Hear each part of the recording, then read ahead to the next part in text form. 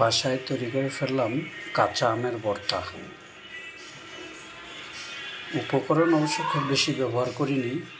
আম, কাঁচা আম, চিনি, শুকনা লঙ্কা, যেটাকে শুকনা মরিচ বলে আর কি, এতটুকুই।